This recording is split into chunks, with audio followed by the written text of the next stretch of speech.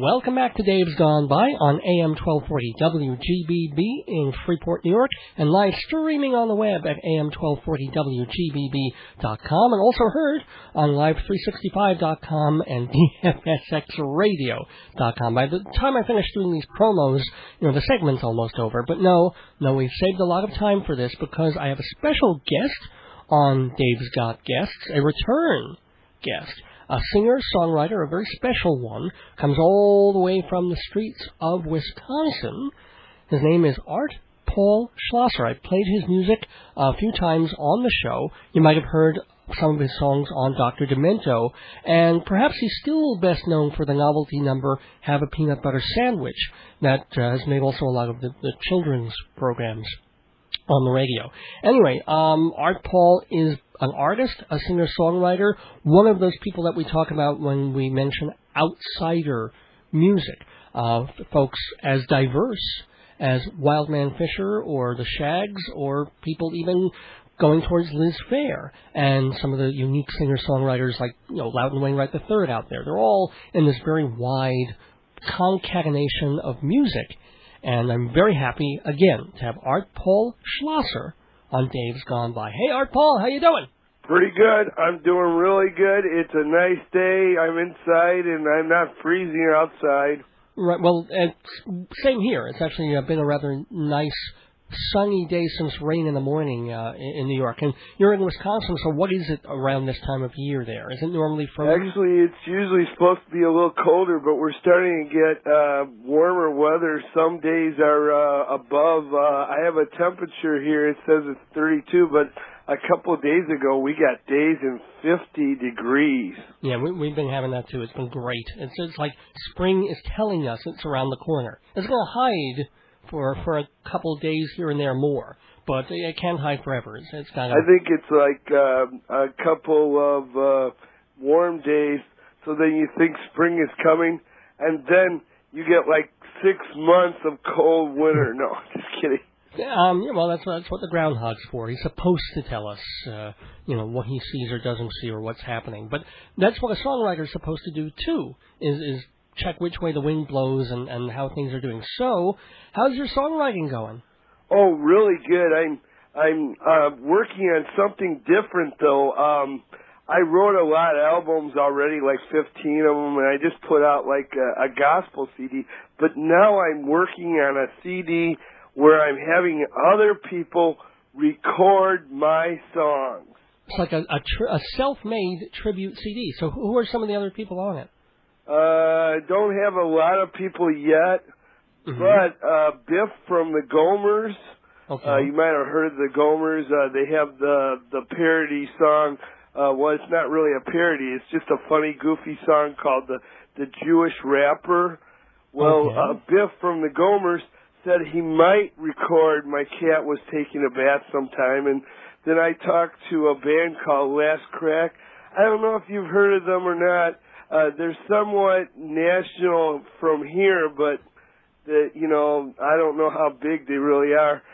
They said they might do one eventually, but I did get a guy named Jim Anderson, and he recorded a couple. And then another guy, my friend, the great Luke Ski, recorded me and him live at a club, rapping against each other.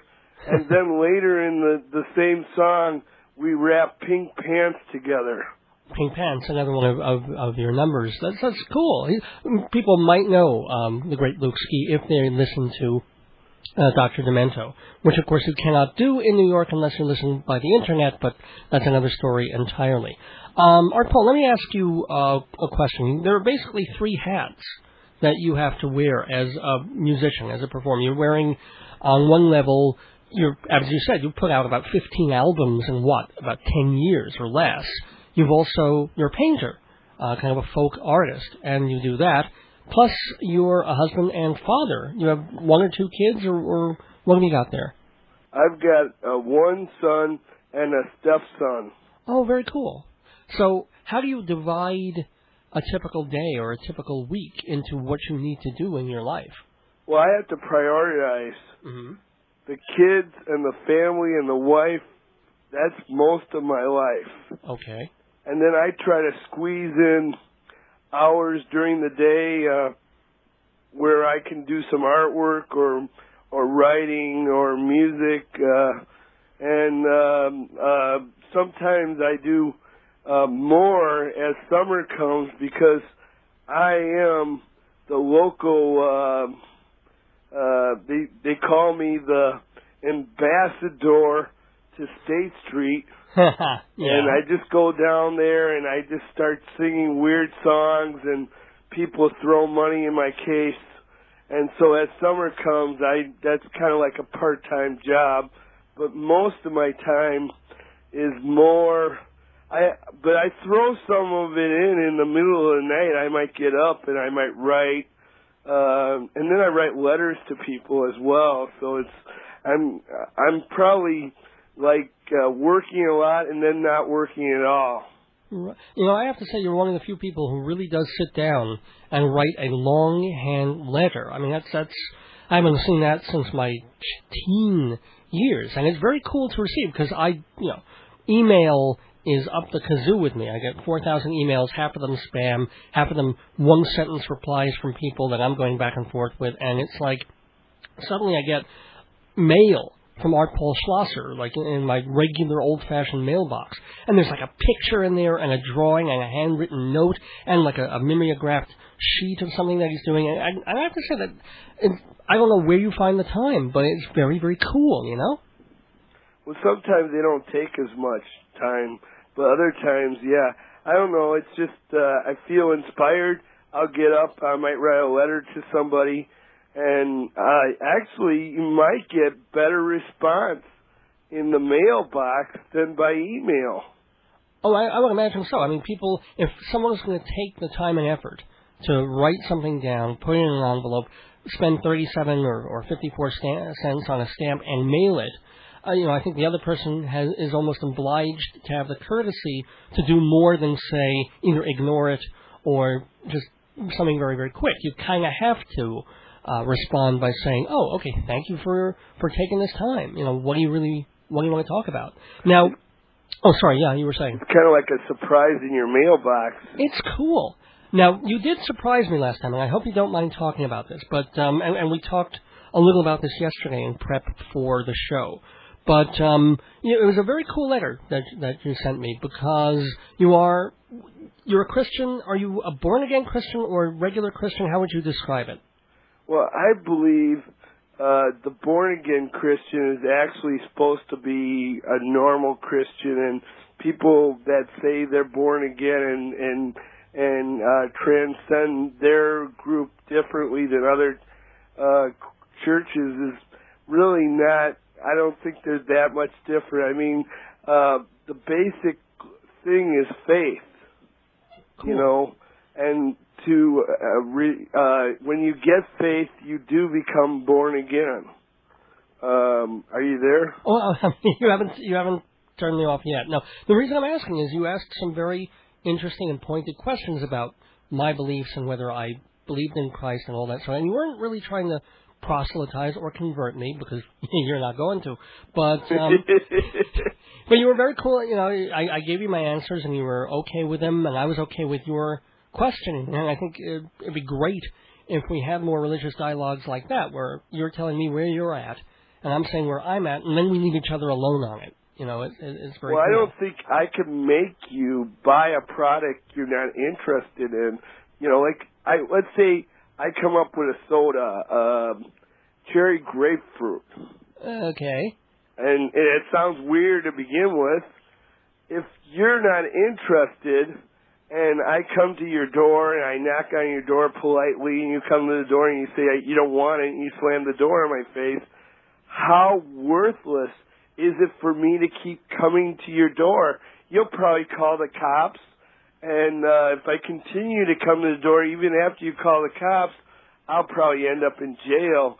A cooler way is I tell you about cherry grapefruit soda. There's no such thing, I hope there isn't ever. It sounds weird. Well, actually, I hate to break in, but you do know that there is a company, and I've forgotten their names, but all around the holidays, they actually make these very, very weird soda flavors. Have you heard about it? There's a turkey and gravy soda that they do. I mean, some weird, beyond like bubblegum soda. I'm talking meat. So I have this product, and I've got it out there, and you're interested. You hear about it, you'll buy it. I don't even have to sell it. You know what I mean? Good point. Very good point. I mean, you'll hear more and more about it because other people will check it out. If they like it, they'll tell you about the product. I mean, the gospel really doesn't need to be pushed. It just needs to be presented the way it is. You know, it's supposed to be good news. Right, well, it wasn't always during, like, the Crusades and stuff, but, you know, it can be for the right people. I mean, but let me ask you, it's about healing. It's about forgiveness. It's about love. It's not about the Crusades, actually. I know. But let me, your last album, or your most recent album, is a gospel. First of all, what's it called? It's called Do You Want to Walk on Water? Gewalt. All right. But you're not. Was I too loud? Oh no, that's great. That's. I mean, I can feel the faith coming through you, which is scaring the heck out of me. But it's not. You're not just going to do gospel. I mean, it's not as if you're one of these performers whom suddenly you've gotten into this mode and it's all about Jesus, and that's the only thing you're going to do now. You know, you get a gospel. No. All my albums have at least one or two gospel songs. My belief is that I'm a comedian that believes in Jesus. Okay. I'm not a Christian who won't sing about anything else. Cool. In fact, I think that's the problem. When people, they get this born-again experience, they say, I'm only going to do gospel music from now on. They've scared everyone away from them because that's not what Christianity is about. God doesn't want to cleanse you from yourself. He wants to make you a better you. Actually, I could use a little cleansing, come to think of it. I just sniffed my armpits, and it's should have bathed before I came in today. But, you know, moving away from the religious stuff, let me ask you, what, aside from the quote-unquote outsider or novelty folks that you mentioned, who are the folks that over the past couple of years you've been listening to? What CDs do you buy, or what do you hear on the radio that you like? Oh, I have some weird taste, and some of the stuff I've listened to. I should mention Sherry Elf, because she sent us a CD for free, and we even recorded one or two of her songs for her tribute CD, but we just laughed when we got her CD in the mail. Sometimes I listen to stuff people just mail me out of the blue. They just send me their CD, and I might just love it, and then I'll listen to it over and over. And I should mention Ken Jackson. I like some of his, but not all of it, you know. And then there was this group. Oh, this is a really weird group. They're called Trench Coat Club. Trench Coat Club, okay, yeah. And they wrote this song called Save the Ants. And then there was this other song called Pruneberry Crunch. But the first song was the funniest because it says, hello, Delaria, you know, hello, wherever you're at. This song will sound better when you've had more beer. And then they say, and they booed. Oh. And they booed. And the song is all about how they went all over in turd and everywhere they were booed at. Oh, that must be fun to be in that band, let me tell you. Well, their first album, I definitely recommend, but I don't know the names. But I'm sure they're on the internet at trenchcoatclub.com. And then, like, I listen to other stuff. There was someone that you mentioned where you like some of his stuff, Tony Jackson, and some that you don't. Ken Jackson, sorry. And some of the stuff that you don't has to do with you find it a little vulgar or tasteless, I assume, and not Right. But sometimes he will be repetitive with the lyrics. Oh, okay. And then, and sometimes he's not totally 100%, but he's an outsider, so, yeah. Sometimes I like outsider. I like Daniel Johnston.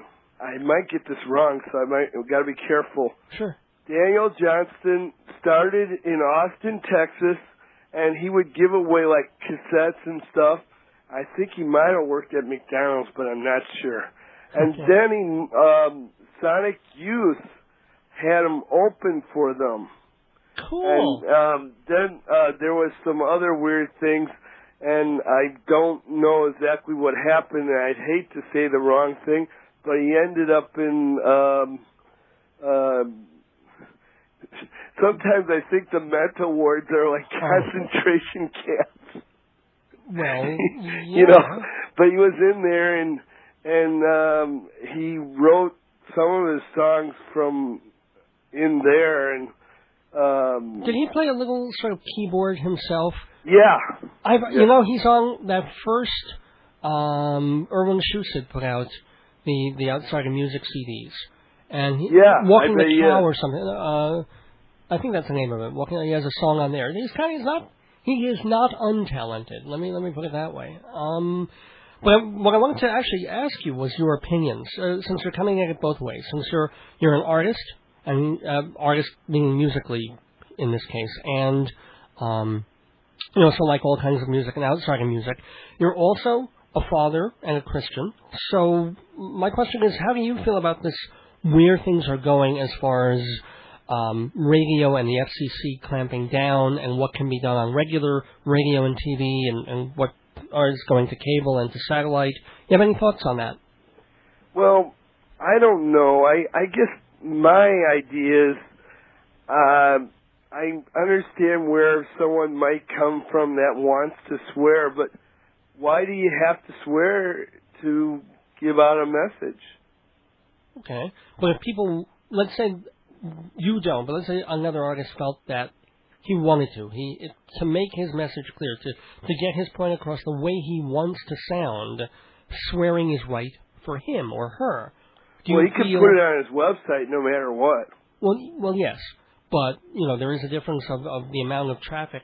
And I just said something. I hope the FCC didn't hear that. Pretty soon, the Internet will be FCC regulated. Oh, that's terrible. Well, do you think it's terrible? I do, but there should be a little bit of each. I mean, I think they should allow adult sites. Mm-hmm. And I'm not sure I want 13-year-olds to go to adult sites. Well, no, certainly not. I don't want a 15-year-old going to an adult site. I mean, it's for adults. But yeah, so in that case, I'm kind of concerned. But yeah, I do think if someone has an adult site and they want to put a swear word song on there, I think if only adults can go to it, that's up to them. I mean, there could be worser things than I hate war, blank, blank, blank, blank. It causes me to blank, blank, blank, blank. Right. Because that's a lot better than you ever see those, and I don't look at these myself, but sometimes people don't even have any control because one might accidentally go into one of these, like a naked person site, and then they try to get out of it, and it hooks them in, and they keep getting these pop-ups. Right. And you're not even talking about the screen. Yeah, I'm sorry. Okay. That's kind of ridiculous. Oh, I know. But going back to now radio, there's no place or no way on radio at the moment to have an adult station, like a scrambled station or a station that... Are you sure on the Internet you can do it? Yes, on the Internet and now on satellite radio. But I'm saying on the regular, America or on channel 247, 11, 13 on your TV. If you're flipping the dials, there it is. And, the FCC is saying you shouldn't be able to say this or to show this or to do that. Well, you can do anything. I mean, that's kind of dangerous. because anybody can just flip on the radio. Well, right. So you're saying there should be some restrictions, some limitations. Yeah, I'm sorry, I'm a wimp. I'm a nice wimp, and I'm not going to make you agree with me because it's not worth it. But I like cleanness. But I'm not sure that the FCC is always right. Yes. I will argue that sometimes they have banned some people saying some words that are not necessarily, I'm not sure, are 100% a swear word. Well, we certainly agree there. And let's also agree that we wanted to talk a little bit more about your music, since essentially that's how you came to the fore. That's how we know who you are. You, before the gospel album, you put out like 3 albums in 1 year. It was just amazing, like the ABCs of Art Paul. Actually, the gospel was actually put out last year, but it didn't really come out till this year. Okay. And then also the ABCs of Art Paul Schlosser's World, and Words of Cheese and Other Pear Trees. But that was only 3. The year before, I put out 4. What were they? Those 4 were Vote for Me, It's a Joke. Oh, right, yes. Live at the Hog. Art Paul Schlosser and Friends, live at the Club de Wash, plus the 3-song and Bob's Apartment Experiment. Now, that's all one title, folks. Yeah, sorry. And the last one was, the 4th one was the best of Art Paul Schlosser. Yeah, that's really, and that one, by the way, folks, have a peanut butter sandwich if you're particularly looking for that song. It's got a bunch of other. Got Purple Banana. Purple Bananas, On the Moon, Kermit the Frog, Aftershave, Choke Soda. I think the best one on there, but maybe I'm wrong or maybe I'm particular. Maybe you want to play this one for people. Yeah. They won't play this on the country western radio. It's a country western song that's kind of a contradiction. They won't play this on country western radio. That's from the best of Art Paul Schlosser. And very, very happy to have Art Paul with can us. I mention Apple iTunes? Or Yeah, do some plugs. Go ahead. You can download the best of Art Paul Schlosser, or Do You Want to Walk on Water at Apple iTunes, Rhapsody, Music Mart, Napster, a lot of the other places. Do you like, where do you download, if you do? I listen to music on the internet, but I don't like download and buy, so I don't have an iPod, I don't have any of that. I haven't joined that part of the revolution yet. Oh, but if you are, and not trying to put you down or anything, that's cool. And download my songs and start an Art Paul revolution. Oh my goodness! Well, you know what? What would an Art Paul revolution consist of? If you were president, maybe I didn't ask you this last time. I'm going to ask you again. If you were president, what would you do? Well, here's one that a bumper sticker that me and my wife are working on that we're going to release. Probably selling them for $2, but I don't know. I said money. I'm sorry. Anyways, it says more for poor, less for war. Gosh, we actually agree 125% on that one. Yeah. I'm totally in agreement. I mean, we're talking just the day after, they announced how much Medicare and drug companies are getting. I think also I would make a law that allows every major city to have a place for people that don't have a place. If not a homeless shelter, at least allow people to sleep on the grass. Let me ask you something. Since you are a street performer, do you have much dealings in the way with homeless people, since you're probably in contact with them more than the average person, let's say? Well, my concern is that I've noticed that in the last couple of years that cities are cracking down and they're starting to make laws saying you can't sleep outside. And homeless people, sometimes they get in a trap where maybe they're an alcoholic and they work and they make some money and they drink, and then they don't have a place to stay because, or maybe they have SSI and they don't have a place to stay, and somewhere along the way they can't get their SSI money because now they don't have an address, or, you know, they get in this rut where they end up just on the street and they can't find a place to stay because they don't got enough money for a hotel, and they don't have an address to get SSI money, or if they do get SSI money, it doesn't pay enough to buy an apartment, or, you know what I mean? Yeah, I mean, it's true. I mean, the government wants to be cracking down on one end, and yet not knowing how to really do anything with the people that it's sweeping along on the other. It's kind of not an ideal segue, but since we're talking about people who are homeless and walking around and loitering, hint, hint, there's a song off your ABC, is it the ABC album or the Cheese album? It's off the ABC's album. It's the L for Let's Loiter. Let's Loiter. And we're going to play that, but before we get out of here, I want to thank you, as always, Art Paul Schlosser, for... Should I read the story? Actually, let's say that perhaps for another time, because we'll Art Paul Schlosser has written a story that he wants to read for us. We're not going to have time to do it on... The Treasure. So I never promise on this program, but I promise in the weeks ahead, we're going to try and play for you Art Paul Schlosser's The Treasure story. I can't wait to hear it. And Art, you'll stay with us after I finish this part. But for now, certainly I want to thank you so much. Oh, can I say something to people as we leave? Yeah, of course, of course. I hope, I don't know when the show is going to be on, but there's a couple holidays coming up.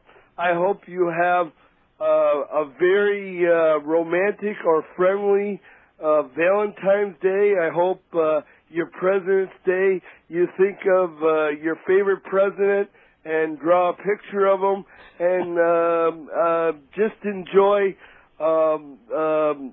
drinking green something or other, whether it's beer or Kool-Aid on St. Patrick's Day. I don't know if... maybe limeade if they made that, yeah. And then there's always have a great egg on Easter. Well, I can't improve upon that. Very hard to improve upon someone like Art Paul Schlosser. Thank you so much for being with us in the Daverhood today. It's great loitering with you, Mr. Schlosser. Yeah, let's all loiter. I mean, why do you have to always run and get somewhere? Loiter and enjoy the day. Hi, I'm Art Paul Schlosser. Are you excited? I am. This is Dave's Gone By radio show. It's on 1240 AM on WGBB, Freeport, New York. Or maybe you're listening on DFSX. Hi, I'm Art Paul Schlosser. And today, kids or grown-ups that feel like they are a kid, or anybody that's out there, I've got a story.